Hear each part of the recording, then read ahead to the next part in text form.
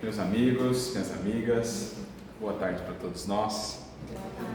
Que Jesus nos abençoe nessa tarde, que o nosso coração sinta-se envolvido pela sua paz, pela sua presença, para que daqui saiamos renovados, mais inspirados para a nossa caminhada, para a nossa jornada, que possamos absorver as reflexões que o Evangelho, que o Consolador nos proporcionam e assim nos fazermos mais conscientes, também mais fortalecidos para aquilo que nos cabe realizar no mundo.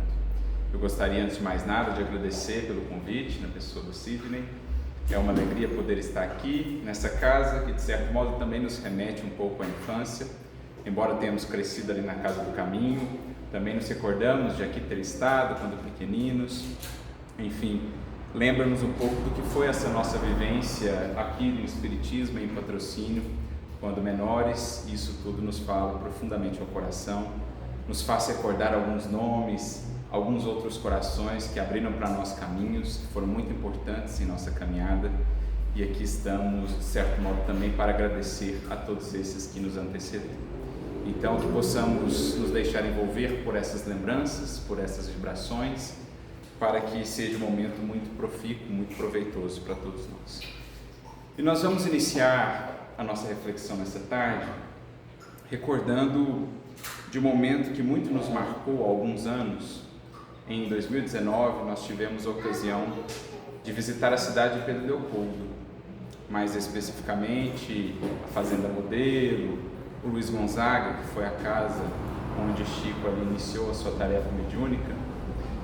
E lá na casa Luiz Gonzaga, que funciona até hoje, existe uma espécie de um memorial em homenagem ao Chico, com alguns materiais, com alguns objetos, psicografias, itens pessoais, que lembram o período ali do Chico em Pedro Leopoldo, especialmente esse início da sua tarefa mediúnica.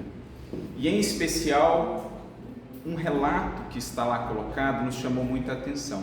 Na parede, assim, há um grande quadro com uma espécie de relato, um relato mesmo, um testemunho do próprio Chico a respeito do início da sua tarefa mediúnica. E é esse o relato que nós trazemos para o início de nossas considerações, porque, voltando no tempo, numa noite quase gelada de 8 de julho de 1927, iniciava-se uma tarefa, um trabalho do qual todos nós que aqui estamos muito nos beneficiaríamos.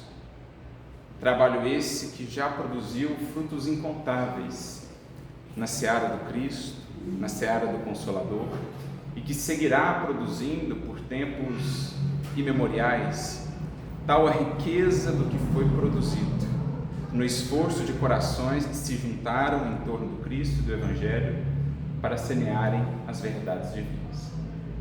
Então, em 8 de julho de 1927, nessa noite quase gelada em Pedro Leopoldo, ali se encontrava um jovem de apenas 17 anos, iniciando a sua tarefa mediúnica, junto a alguns outros corações queridos que foram as primeiras testemunhas do começo daquilo que viria a ser um mandato mediúnico, uma verdadeira missão de intercâmbio, uma ponte espiritual que se estabeleceria dali por diante por muitos decênios entre as esferas superiores, entre o mundo espiritual e o mundo dos encarnados. Nesta noite, iniciava Chico Xavier a sua tarefa mediúnica com a primeira psicografia. Estava ele ali acompanhado de alguns companheiros e muitos anos depois, lembrando-se dessa noite, ele nos traz esse relato que foi fixado lá na parede do Luiz Gonzaga. E ao lermos aquele relato, o nosso coração foi tomado de uma profunda emoção, pela singeleza do relato, das lembranças, mas pelo profundo sentimento de que aquelas palavras estavam carregadas. À medida em que íamos lendo aquela espécie de quase que uma oração de agradecimento do Chico, o nosso coração ia se emocionando, porque refletindo sobre essa grandeza da vida, sobre as tramas do destino, sobre a condução de Deus e dos Espíritos, que vão nos aproximando dos corações, que vão nos fazendo viver essa ou aquela experiência de que precisamos, que vão, enfim, nos apresentando todos os recursos que vão fazendo parte ou passando a fazer parte de nós. Porque quando passamos a ter essa compreensão mais profunda da vida, não havendo apenas pelas aparências, mas começando a enxergar a essência, esse trabalho oculto da misericórdia e da providência em nossas vidas, nós vamos vendo que em verdade somos o resultado de muitas mãos, de muitos corações, que às vezes a imensas distâncias, ou mesmo sem nos conhecerem, algo fizeram por nós, algo incrementaram em nossa vida, algo legaram ao nosso caminhar, ao nosso destino, ao que somos hoje. E quando a gente começa a ver a nossa vida como produto, resultado de tantos laços, de tantas outras vidas, de tanto recurso de amor e de misericórdia, o nosso coração vai sentindo essa gratidão. E é isso que o Chico expressa nesse relato, que pedimos aqui permissão para vocês para lermos alguns trechinhos. Está dito lá: era uma noite quase gelada, e os companheiros que se acomodavam junto à mesa me seguiram os movimentos dos braços, curiosos e comovidos. Imaginemos, gente, a cena, presenciando o primeiro momento, a primeira psicografia daquele que viria a ser a maior antena psíquica, talvez depois do Cristo e de outros corações mais diretamente ligados ao Cristo, já passou por esse mundo. O começo de um trabalho que depois duraria décadas e que levaria consolações inestimáveis, que nos traria revelações, luzes incomparáveis para a nossa trajetória ali, no seu início, no seu marco inicial. Aquelas pessoas simples reunidas numa salinha pequenina, em torno de uma mesa rústica, acompanhando o início de um trabalho do qual não tinham dimensão. Então, imaginemos a circunstância. A sala não era grande, mas no começo da primeira transmissão de um comunicado do mais além, por meu intermédio, senti-me fora do corpo físico e ao mesmo tempo junto dele. No entanto, ao passo que o mensageiro escrevia as 17 páginas que nos dedicou, minha visão habitual experimentou significativa alteração. As paredes que limitavam o espaço desapareceram. De certo modo, não deixa de ser uma visão simbólica o que o Chico ali tem.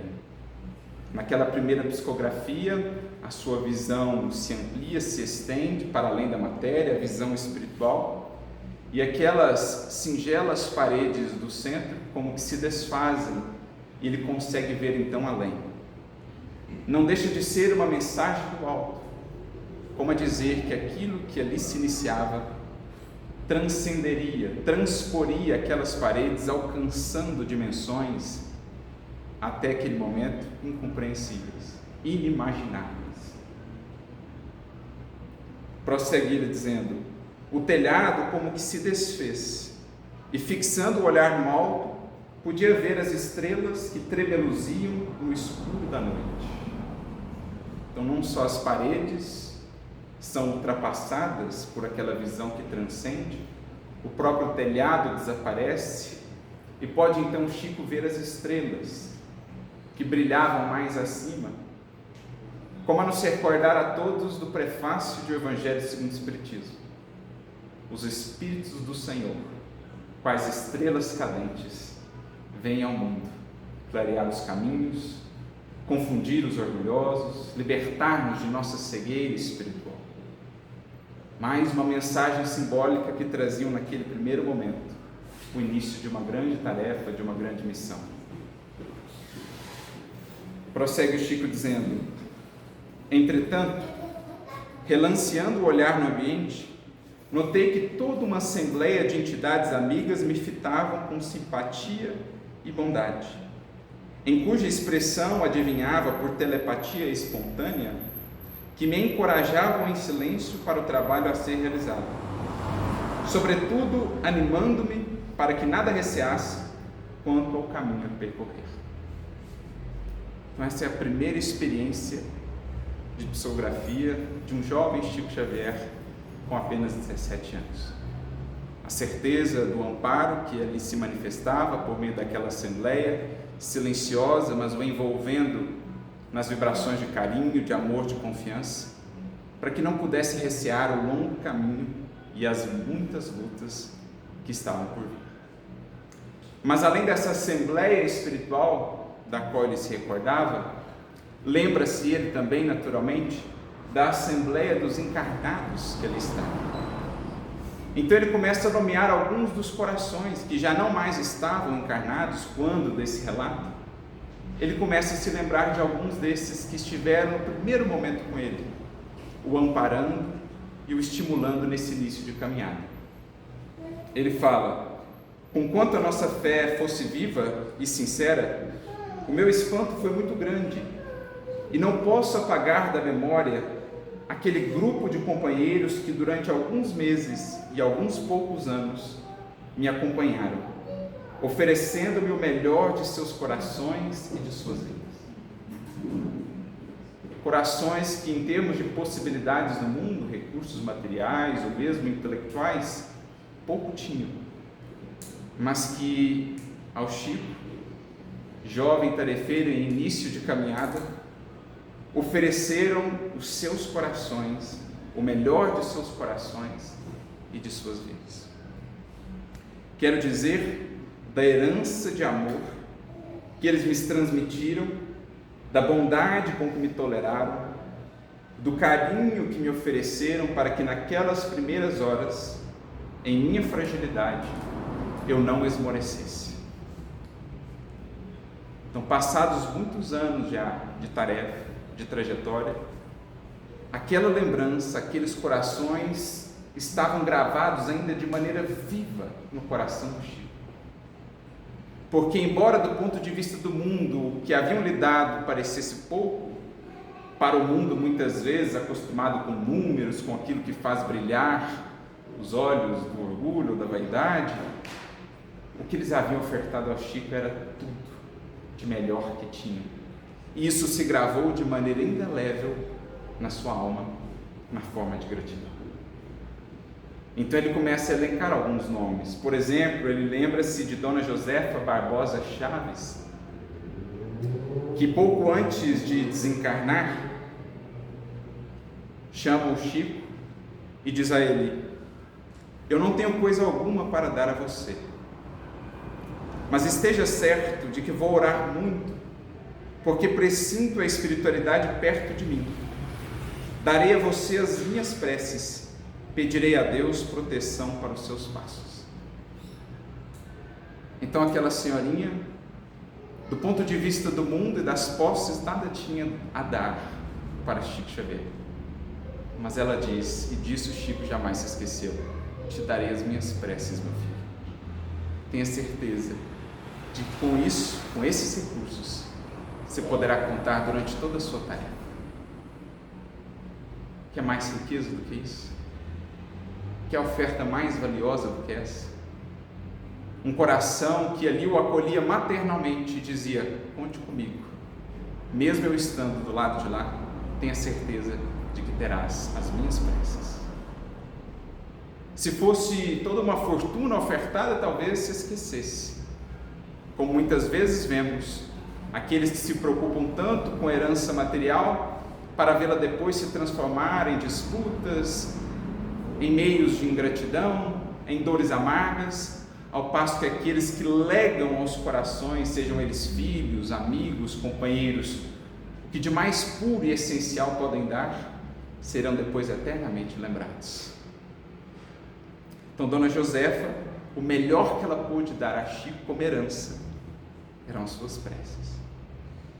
Ele se lembra também do doutor, o senhor Taliba Ribeiro Viana, que à época presidia a instituição, e que pouco tempo antes de desencarnar, chamou o Chico e disse a ele: a mensagem que tenho para você é a certeza de que a morte não existe e que nós estaremos juntos sempre. Esse é o meu testamento, Chico, para você. Esse é o meu último presente, a minha última oferta. Essa certeza de que a morte não existe e de que estaremos juntos, aqui ou além.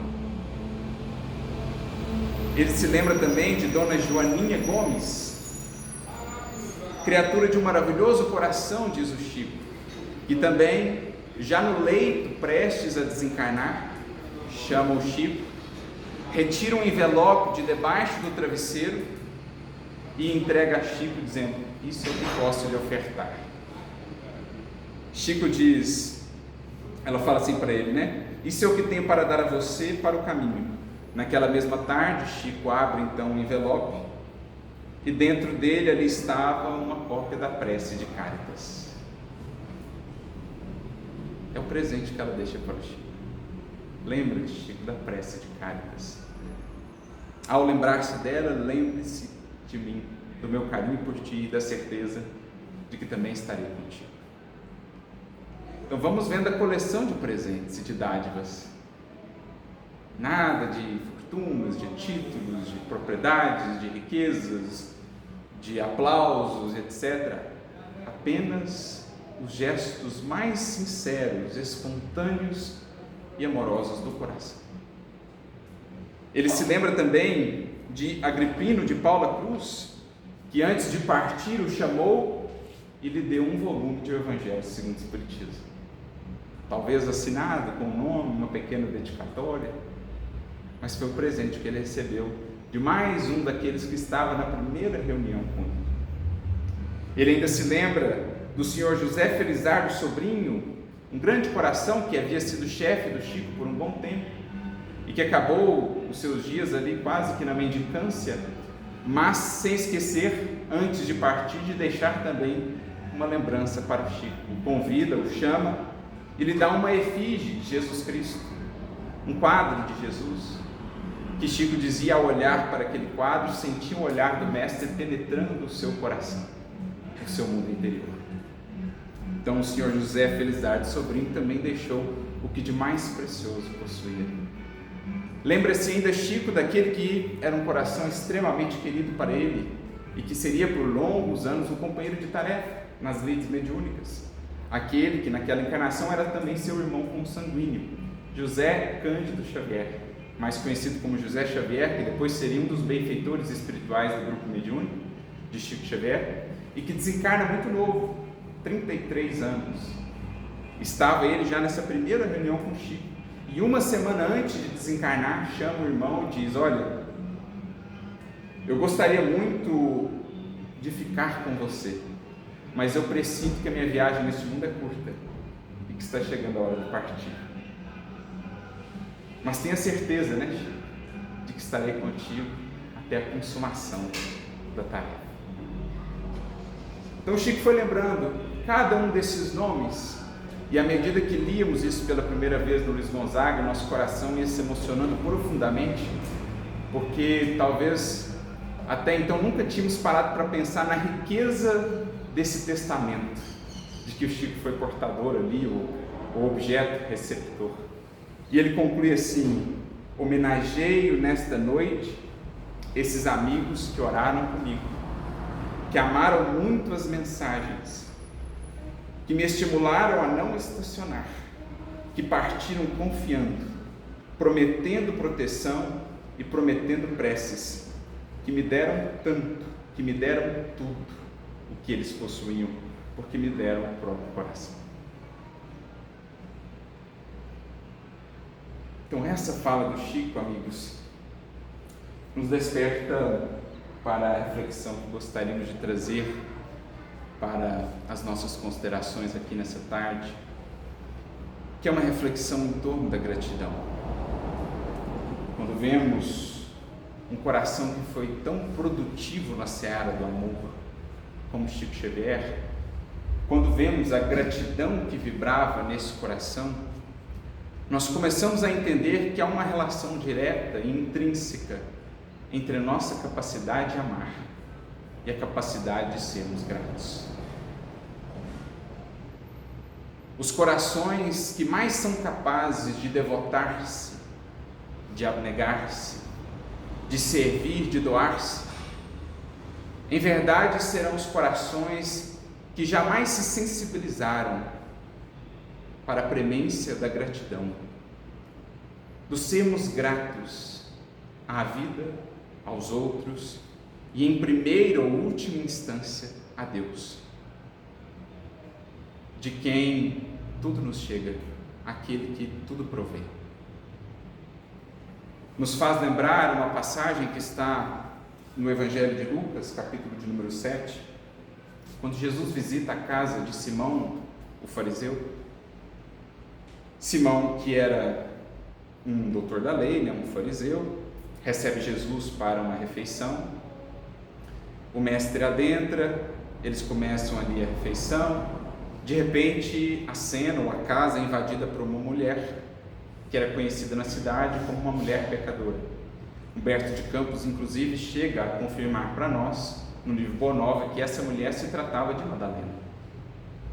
E ela então volta-se a Jesus, começa a lavar-lhe os pés com as próprias lágrimas, a enxugá-los com os próprios cabelos, unge o mestre com o perfume que ela trazia. E diante daquela cena, o espanto de muitos, os fariseus sobretudo, que sequer se aproximavam daqueles ditos pecadores ou de má vida, porque entendiam que perderiam a pureza ritual, que seria um pecado, que seria um desrespeito ao Criador, a pureza das coisas santificadas. Aproximar-se dessas pessoas, quanto mais recebê-las em casa, quanto mais partilhar uma refeição com elas. Várias foram as vezes do Evangelho em que Jesus, os seus discípulos, foram criticados por se sentarem à mesa com publicanos e pecadores ou pecadoras. E no entanto, aquela mulher ali estava fazendo tudo aquilo com Jesus, para o espanto de Simão, o anfitrião, que pensava consigo: mas se ele fosse de fato um profeta, se ele fosse de fato o enviado de Deus, ele saberia quem é essa mulher e não permitiria que assim ela fizesse. E então que Jesus, devassando os nossos corações, conhecendo o mais íntimo de cada um de nós, de nossos sentimentos e pensamentos, volta-se para Simão, o fariseu, e lhe propõe uma parábola. Simão, existia um homem e 2 servos, 2 indivíduos, que lhe deviam montantes diferentes.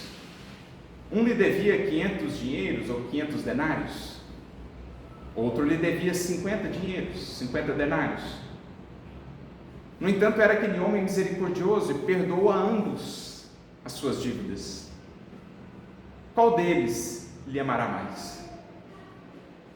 Simão, sem pensar muito, porque a resposta parecia muito óbvia, retorna e diz: aquele que devia mais, é o que mais amará. Então Jesus lhe diz: pois bem, respondeste bem. A questão, Simão, é que quando eu entrei aqui, você não me deu a água para purificar os meus pés, que era um hábito de hospitalidade naquele contexto cultural. Não se recebia alguém sem alguns rituais, sem algumas práticas que eram corriqueiras. Por exemplo, a água para serem lavados os pés, a unção de óleo na cabeça quando se recebia alguém respeitável, o ósculo fraternal de recepção, de acolhimento. Nada disso Simão havia feito para com Jesus, denotando na verdade um desprezo. Embora o recebesse em sua casa, o desprezava. Na verdade duvidava dele, queria mais sondar se era ou não um profeta, qual era dele, o que ele fazia, o que ele pregava, mas não lhe oferece água para lavar os pés, não lhe dá o ósculo, nem lhe unge a cabeça com óleo. E Jesus começa então a falar: no entanto, essa mulher, enquanto você não me deu a água para que eu pudesse lavar os pés, ela os está lavando com as próprias lágrimas e os enxugando com os próprios cabelos. Enquanto não me ungiste a cabeça com óleo, ela está a me ungir com perfume. Enquanto não me deste o ósculo fraterno, ela está a beijar meus pés. E ele volta-se para a mulher e diz: vai, minha filha, os teus pecados estão perdoados, porque muito amaste. E acrescenta uma frase que é uma das frases, pelo menos para mim, mais marcantes do Evangelho. Jesus diz assim: pois aquele a quem pouco é perdoado, pouco ama.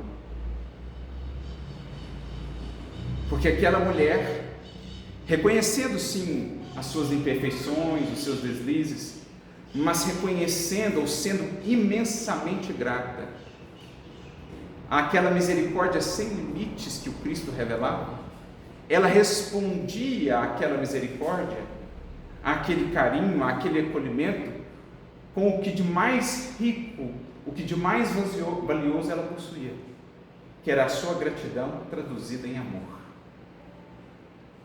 É como, portanto, se Jesus, por meio dessa frase, associasse a gratidão ao amor. Aquele que pouco reconhece o quanto tem recebido, pouco ama. Aquele que é pouco grato, aquele que não sabe ver o quanto tem recebido, pelo quanto há de ter gratidão, ainda não despertou as potencialidades mais valiosas, valorosas do coração, a se traduzirem em amor. Agora, aquele que, reconhecendo o quanto é pequenino, o quanto é frágil, o quanto é imperfeito, mas ainda assim o quanto é amparado pela misericórdia divina, o quanto Deus nos cerca a vida e os passos de bênçãos, de possibilidades, de recursos, esse coração que percebeu o quanto tem sido perdoado, o quanto tem sido amado apesar de, esse é o que vai descobrindo verdadeiramente a fonte do amor. Só o coração grato descobre verdadeiramente o que é amar. Descobre que a riqueza maior da vida está em se doar, em servir, em responder de volta ao amor que se tem recebido, mesmo quando ainda não nos fazemos dignos dele. Essa é a relação que Jesus estabelece conosco por meio dessa passagem. Porque em verdade vamos vendo que um dos grandes desafios para nós ainda em nossa caminhada é justamente a impossibilidade ainda, ou a desatenção quanto à gratidão que já deveria vibrar em nossos corações. Há uma outra passagem muito conhecida no Evangelho, Lucas capítulo 17, quando Jesus, passando ali pela região da Galileia, em direção a Jerusalém, passando pela Samaria, em determinado momento é buscado ali por 10 leprosos, 10 cancerianos, que lhe pedem os benefícios da sua misericórdia na forma da cura. Ele então os cura, os purifica, como era o linguajar da época, pede a eles que fossem até o templo para demonstrar ali que haviam sido objeto de cura, até para que pudessem viver novamente no contexto de sociedade, precisavam manifestar-se ali ao templo. E daqueles 10 que foram curados, apenas um retorna ao Cristo, glorificando a Deus, isto é, agradecendo as dádivas recebidas. Jesus então faz a pergunta que segue ecoando séculos afora: onde estão os outros 9? Como a nos dizer a todos o quão pequenina ainda é a margem de nossa gratidão. De 10 dádivas recebidas, talvez nos lembremos de uma só, e 9 outras passam desapercebidas. Porque é um percentual muito grande, 90% de 10, 9 a expressarem ingratidão. Será que não será mais ou menos esse ainda o percentual em nossas vidas? Mais ou menos 90% de ingratidão para 10% de gratidão? Ante o quanto temos recebido? Porque outro dia mesmo nos recordávamos desse assunto, aliás, boa parte dessa reflexão surgiu em decorrência disso, na reunião mediúnica. Um dos benfeitores espirituais ali compareceu e ele falava exatamente sobre isso, sobre a gratidão, convidando-nos a ver o quanto a nossa vida é cercada mesmo dos recursos de Deus, da misericórdia. E ele dizia assim, que boa parte das nossas fontes de aflição, dos nossos sofrimentos, das nossas dores, surge ainda da nossa desatenção quanto à gratidão que já deveria vibrar em nosso coração. Porque se parássemos mesmo para analisar o quanto temos recebido, quantas possibilidades nos beneficiam os passos, dificilmente conseguiríamos cultivar ou manter no coração qualquer traço de revolta ou de inconformação.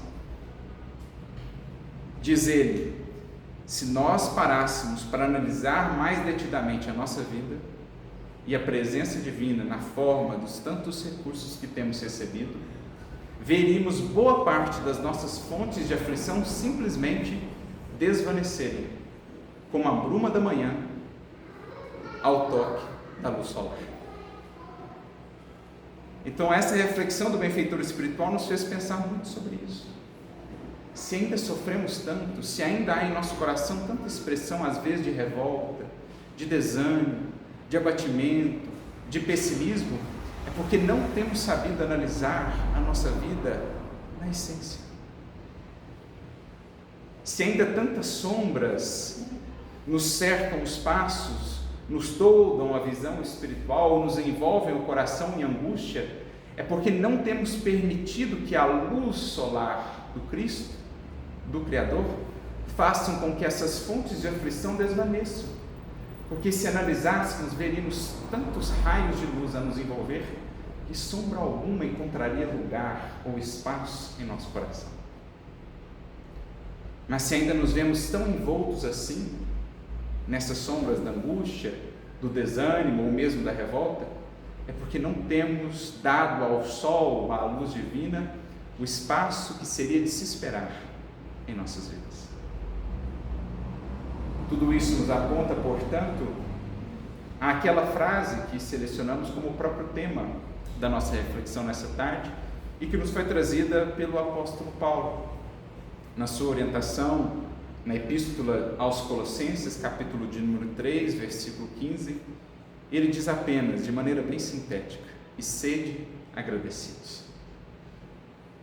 Vejamos que a frase encontra-se no imperativo, e sempre que no Evangelho vemos uma frase no imperativo, não é por acaso, é porque de algum modo ela representa para o ser em evolução algum imperativo consciencial, para o qual talvez ainda não estejamos atentos. Quando vemos sede perfeitos ou outras frases similares no modo imperativo, é porque temos um chamado para o espírito, que cedo ou tarde na sua trajetória evolutiva compreenderá que aquilo é um caminho sine qua non para que possamos realmente nos libertar e progredir.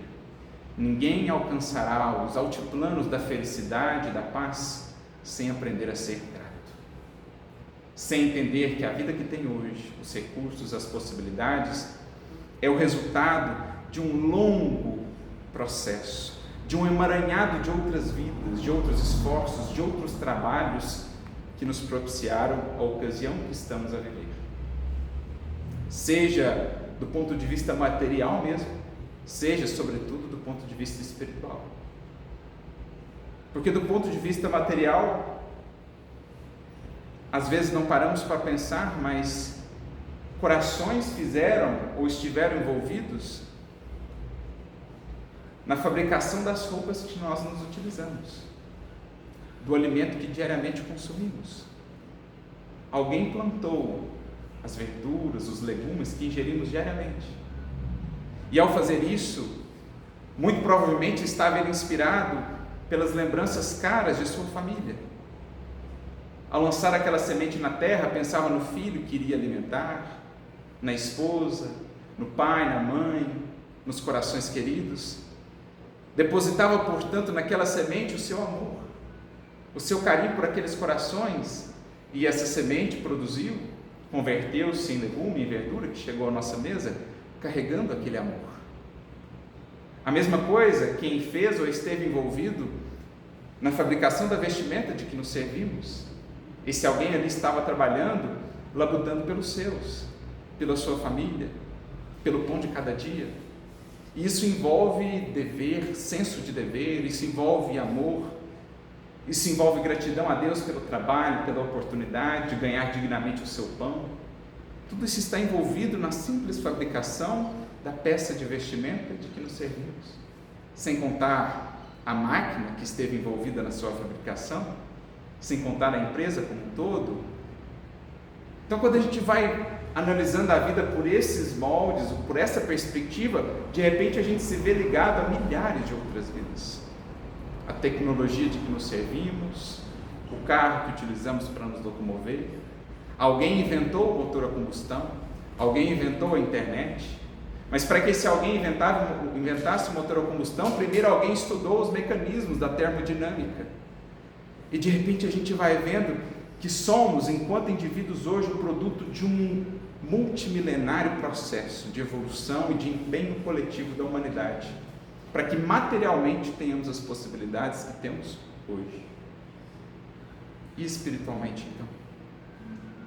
Para que estivéssemos aqui a falar de espiritismo hoje, corações outros pavimentaram os caminhos, abriram picadas em matas densas, enfrentando dificuldades imensas, para que o Consolador pudesse fincar raízes nas terras do Cruzeiro. Pedradas, calúnias, perseguições, preconceitos. Assim foi o início do Espiritismo em terras brasileiras.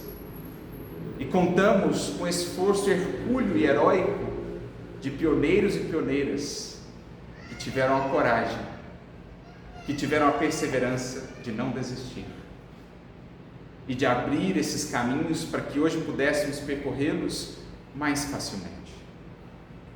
Pensando em nossa cidade, como não nos lembrarmos aqui de alguns nomes que seguem ecoando, expressando em nosso coração gratidão? Certamente não poderemos citar todos, mas nos lembraremos de alguns. Dr. Pereira Brasil, que nessa cidade foi um esteio, porque não um apóstolo do Espiritismo. Sr. Durval, Zé Ribeiro, Gaspar, Dona Margarida, Marcilene, Seu Veridiano Valadares, corações que recordamos hoje no coração, em nosso coração, no clima da mais profunda gratidão, porque foram pioneiros.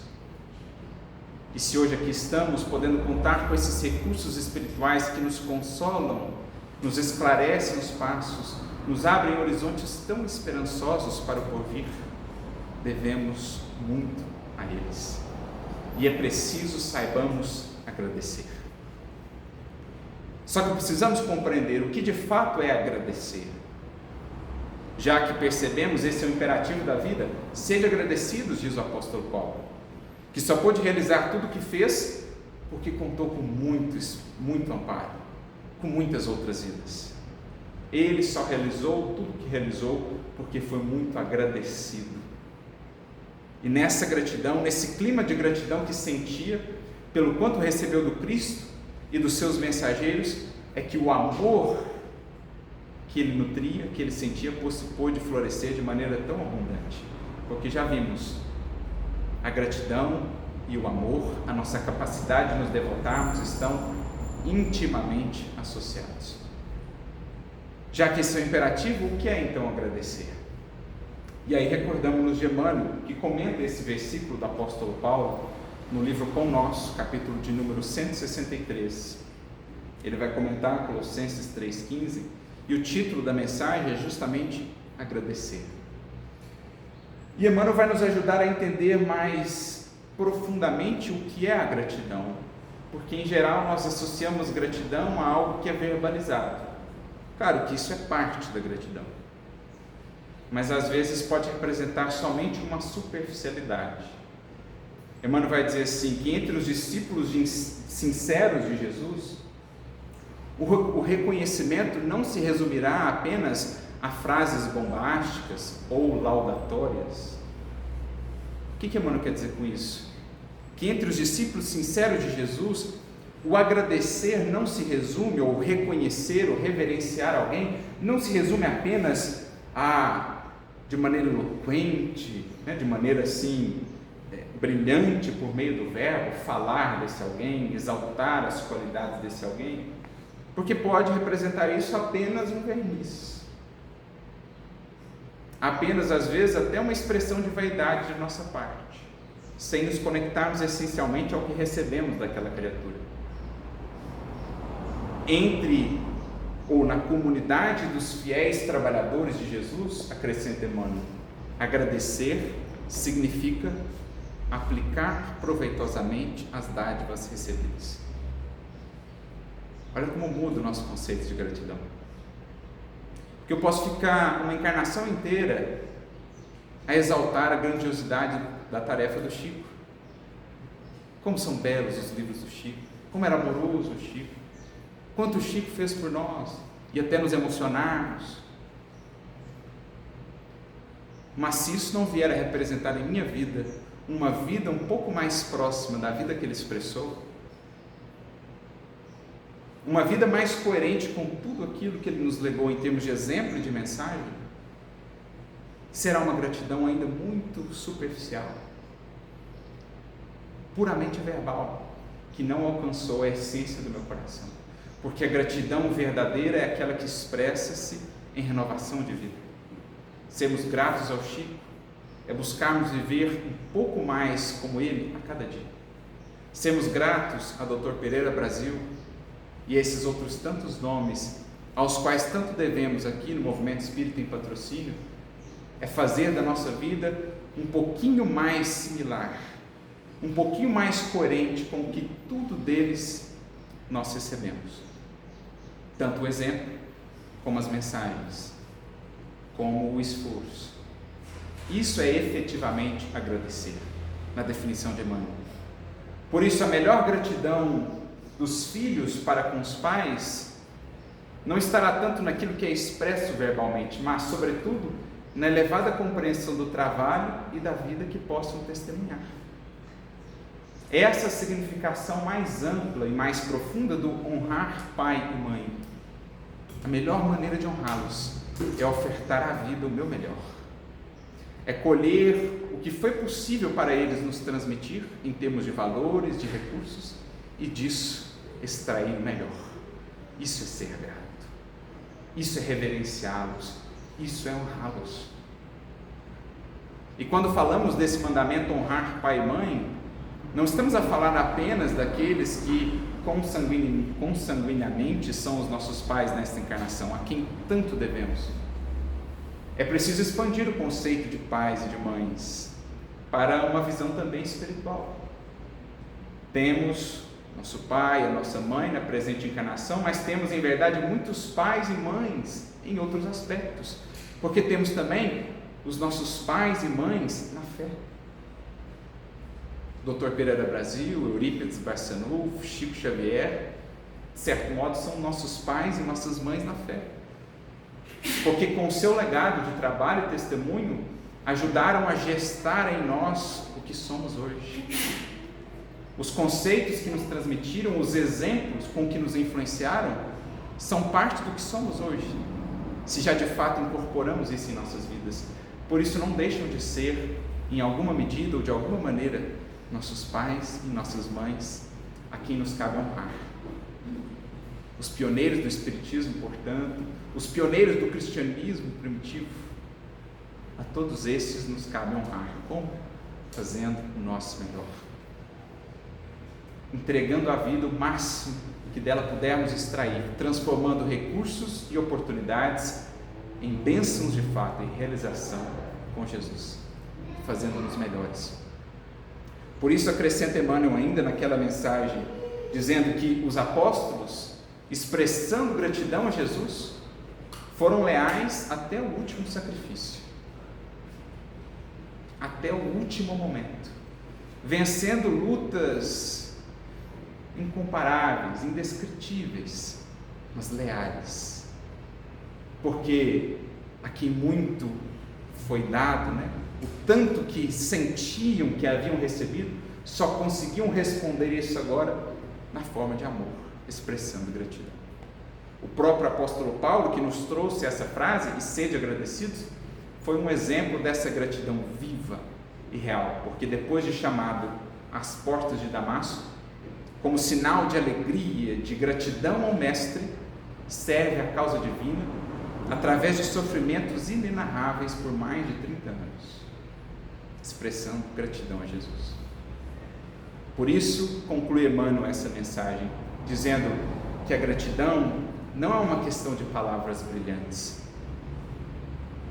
A gratidão é, acima de tudo, reconhecer a luz dos benefícios recebidos, a grandeza dos gestos com que fomos alcançados ou envolvidos, reconhecer a generosidade da confiança que outros depositaram em nós, ou da confiança que nós depositamos em outros e nos foi correspondido. Isso é ser grato. Como Chico, naquele relato que aqui trouxemos, ele reconhecia a grandeza de cada gesto simples, singelo daqueles corações. Uma dizendo que oraria por ele, outro dando um evangelho segundo o Espiritismo, certamente ele já tinha muitos, mas aquele é especial. Outra deu uma cópia da prece de Cáritas, que certamente ele já havia lido outras vezes, mas aquela era especial. Outro lhe deu um rosto, uma efígie de Jesus.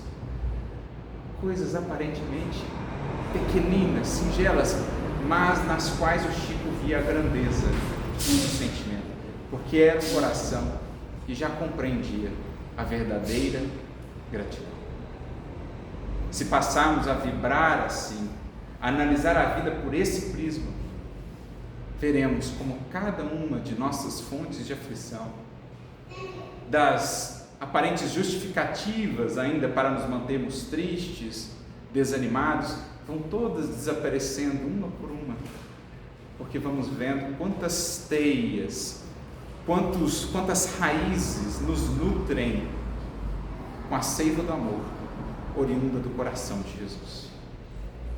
Por isso, nós gostaríamos de trazer aqui uma mensagem que foi psicografada por Chico, uma mensagem de Emmanuel, e que se encontra no Anuário Espírita de 1967, o Anuário Espírita que era produzido pelo ID lá de Araras, Instituto de Difusão Espírita. E essa mensagem Emmanuel a nomeou Diante dos Pioneiros. E ele vai dizer assim: recorda os sacrifícios dos pioneiros do progresso que te precederam na jornada humana, para que avances na terra sem a cegueira da ingratidão. Porque a ingratidão não é senão uma cegueira, que na mesma medida em que nos impede de ver e reconhecer tantos aspectos positivos e tantas bênçãos que temos recebido dos outros, nos impede de ver as magnificências divinas que nos cercam os passos. Então, quando eu não sou capaz de ver o que outros têm me dado de aspecto positivo, embora as imperfeições que todos tenhamos, eu também dificilmente conseguirei ver com mais clareza a beleza da obra de Deus. Eu dificilmente compreenderei com mais profundidade a beleza de uma página psicografada, de uma página do Evangelho, porque a ingratidão nos cega, não só para os benefícios de outros a nós, mas também para com as belezas, as sutilezas da vida e da obra divina. Chico mesmo dizia que uma página, melhor, uma folha de uma planta qualquer, sob os olhos da fé, ou seja, do coração puro, da visão esclarecida e clareada pelo amor e pela gratidão, uma folha de uma planta qualquer é mais bela que uma página de Shakespeare, porque é a clareza de visão. Agora, o coração ingrato vai seguindo cego, não vê os inúmeros motivos pelos quais agradecer, mas sintoniza-se com a sombra.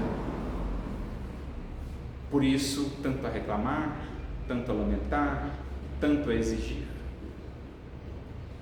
Lembra, prossegue o benfeitor, as mãos anônimas que te ergueram lá, os braços que te embalaram o berço e as vozes amigas que te ensinaram a mover os lábios no idioma do entendimento.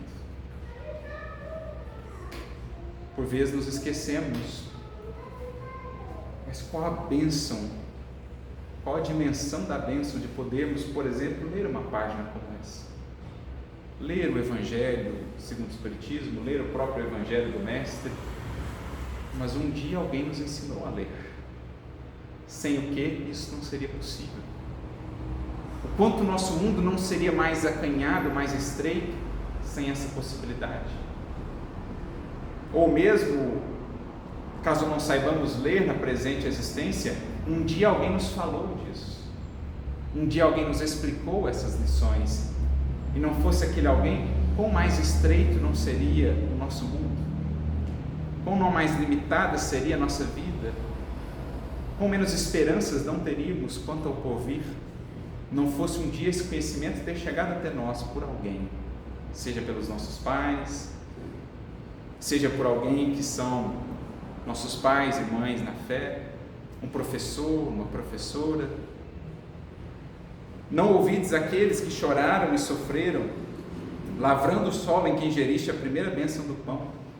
Nem te esqueças de quantos se viram mutilados no trabalho para que o conforto e a higiene te sustentassem o corpo. Para cada uma das invenções da humanidade, indivíduos se sacrificaram. Alguns, em razão das descobertas que fizeram, até perderam o corpo físico.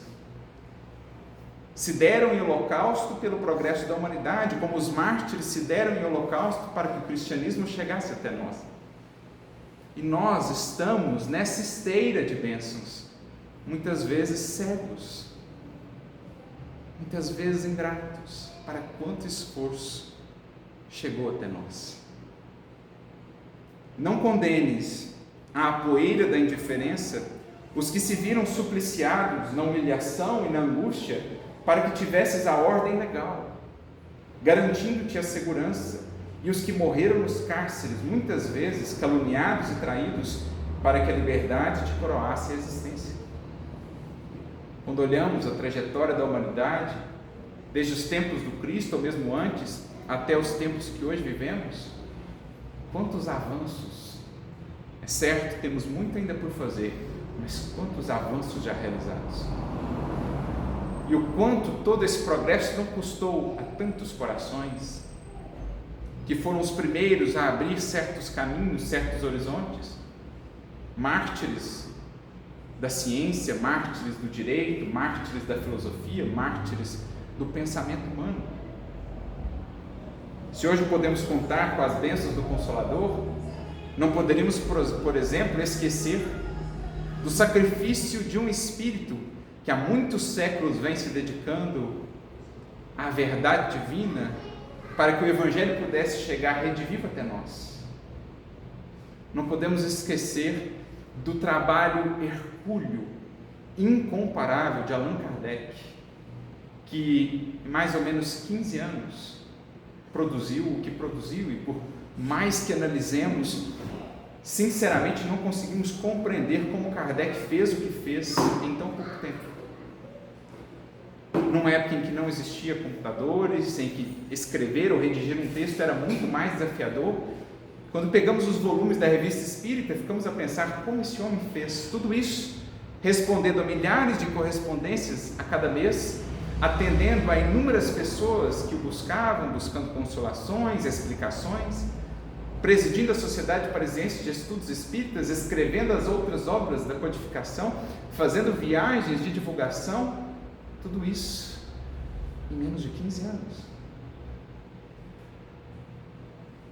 Tanto que sua saúde se minou, sacrificou-se, partindo talvez até de certo modo antecipadamente, tal a entrega com que se deu a essa obra, para que ela pudesse beneficiar a humanidade. Mas antes disso, na encarnação anterior, havia sido ele Jan Hus, o reformador tcheco, que foi um dos precursores da reforma protestante, que de certo modo abriu caminho para muitos progressos da humanidade depois com o iluminismo. Ele, que juntamente com Jerônimo de Praga, juntamente com John Wycliffe, começaram a questionar certas visões cristalizadas em torno da religiosidade humana, e por isso naturalmente despertaram muitas resistências e perseguições, mas ele se manteve fiel ao seu compromisso com a verdade. Começa a ser perseguido e então é convidado a participar do Concílio de Constança, onde, segundo consta, teria um salvo-conduto para estar, para debaterem as ideias. Ele vai até Constança. No entanto, logo após as primeiras discussões, é preso. E passa por um longo processo, submetido a pressões enormes para que abjurasse das suas ideias de renovação. E, no entanto, quando vemos as cartas que ele troca com os discípulos, vemos já a firmeza daquele caráter, o compromisso com a verdade acima da própria vida, o compromisso com o progresso humano. Mantém-se fiel ao que defendia, porque pressentia que momentos muito importantes vinham para a humanidade, momentos de renovação. E ali morre, queimado vivo no concílio de Constança, em prol da verdade. Com esse gesto de mártir, ele prepara a reforma, ele faz, digamos assim, ou abre caminhos para que o Evangelho, a letra do Evangelho pelo menos, pudesse ser resgatada e ofertada novamente às multidões, para que depois voltasse em encarnação posterior, dando continuidade à tarefa, para resgatar o espírito da letra, sacrificando-se agora de outra maneira na figura de Kardec. Então, para que pudéssemos ter o Evangelho segundo o Espiritismo, o Evangelho do Cristo, explicado à luz das realidades espirituais que o Espiritismo revela, esse Espírito sacrificou-se lá atrás como Ian Hus, sacrificou-se depois como Kardec, beneficiando a todos nós que hoje labutamos na seara espírita. Para citarmos um dentre tantos. Por isso ele diz: não condenes a poeira da indiferença. Com a ingratidão, tanto trabalho e tanto esforço a te beneficiar hoje. Consagra um altar em memória dos que te legaram os tesouros da educação, a fim de que a luta na terra seja para a tua alma valioso caminho para a glória celestial. Cada professor, nossos pais, cada mestre que já passou por nós, que de alguma maneira nos marcou com uma nova visão de mundo, novas reflexões, novas considerações, todos esses passam a viver em nós de algum modo. E a esse tanto de corações precisamos consagrar no mais íntimo de nós um altar, porque nos ajudaram a nos aproximarmos um passo que seja a mais de Jesus, a estarmos do Mestre um pouquinho mais próximos. Usufrutuário do campo em que foste acolhido pela bondade e pela esperança dos que te viram nascer, recolheste a experiência sublime que a luta estendeu e que o sofrimento purificou, reclamando-te também suor e boa vontade para que a vida se faça melhor. Então a melhor maneira de responder, de corresponder, suor e boa vontade. Gratidão, agradecer à luz do Evangelho representa proveitosa aplicação do quanto temos recebido. Não te percas assim nos labirintos da indagação sem proveito, perguntando se a crueldade é hoje maior que ontem no mundo. Cede ao mundo a tua cota de serviço, desinteressado e constante, para que o bem prevaleça, iniciando em ti próprio a obra redentora e divina do amor que a tudo abrange.